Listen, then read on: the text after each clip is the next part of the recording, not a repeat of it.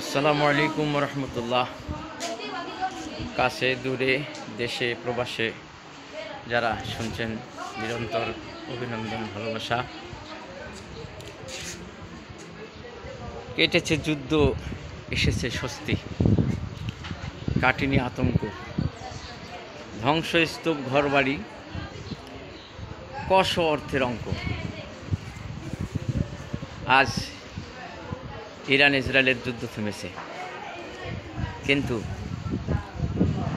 দুদেশের জনগণের স্বস্তির মধ্য দিয়েও যে ধ্বংসস্তূপ ঘরবাড়ি, বিশেষ করে ইসরায়েলিদের, ইসরায়েলি জনগণ শুধু শুনত ফিলিস্তিনি জনগণের ধ্বংসস্তূপের কথা, হত্যাযজ্ঞের কথা, কিন্তু দেখেনি সচক্ষে। যখন জুলুমের মাত্রা অতিরিক্ত হয়ে গেল, যখন তাদের উপর জুলুম ব্যাক করে আসলো, অর্থাৎ প্রতিশোধের আগুন যখন দাউ দাউ করে জ্বলে উঠল, তখন তারাও দেখতে পেল সেই বাস্তব চিত্র। কী ভয়াবহতা, কী নির্মমতা, কী নিষ্ঠুরতা তারা চালিয়েছিল।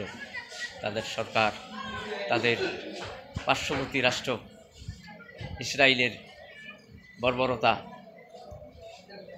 সেই ফিলিস্তিনি জনগণের উপর এখন তারা অনুভব করছে, হারে হারে টের পাচ্ছে।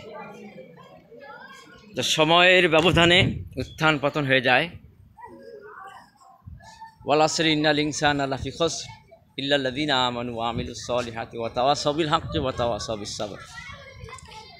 আল্লাহ বলছেন, মানব জাতি মহা ক্ষতিগ্রস্তের মধ্যে নিমজ্জিত, কিন্তু যারা সত্যিকার অর্থে তাওহীদি ঈমান বিশ্বাস স্থাপন করেছে, ঈমানের দাবি অনুযায়ী নেক আমল করছে, সৎ পথে চলেছে, জ্ঞান বিবেক বিবেচনা করে চলছে, দেশ রাষ্ট্র সমাজ পরিচালনা করছে,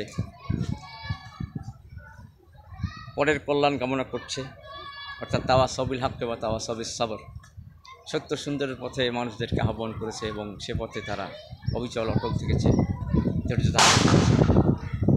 তারা ক্ষতিগ্রস্তের মধ্যে নয়। আজ পৃথিবীর পরাশক্তিগুলো দুর্বল রাষ্ট্রগুলোর উপর তাদের সাম্রাজ্যবাদী চিন্তা চেতনা সবসময় চাপিয়ে দিচ্ছে। বিশেষ করে আমেরিকা নিজের বেলায় স্বার্থ, আইন টাইন কিছু নাই, আর অন্যের বেলায় তখন আইন খোঁজে, মানবতা খোঁজে, আর নিজের স্বার্থকে উদ্ধার করার জন্য সমস্ত মানবতাকে কোরবানি করে, সমস্ত মানবতাকে ধ্বংস করে, নিষ্ঠুরতা, পাশবিকতা, অন্যায়, অবিচার, জুলুম, অত্যাচার, দৃষ্টিমূলক তারা চালিয়ে দেয়, বিশেষ করে মুসলমানদের উপর। কাজেই বিশ্বের মুসলমানদেরকে তাদের শত্রু চিনতে হবে, বন্ধুও চিনতে হবে। আজকে মধ্যপ্রাচ্যের মুসলমানেরা বন্ধু চিনল না, শত্রুকেই তারা বন্ধু বানিয়ে নিল, আর বন্ধুকে তারা শত্রুর জায়গা রাখল। ইরানের পাশে কেউ ছিল না, এক আল্লাহ ছাড়া। কিন্তু আল্লাহ যার সহায় সেই কল্যাণ পায়, বিজয় তাদেরই জন্য হয়।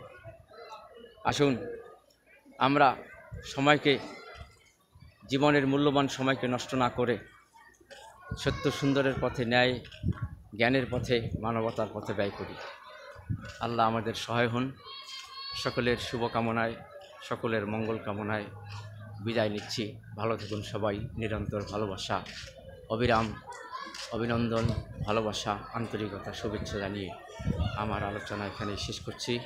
আসসালামু আলাইকুম ওয়া রাহমাতুল্লাহি ওয়া বারাকাতুহু।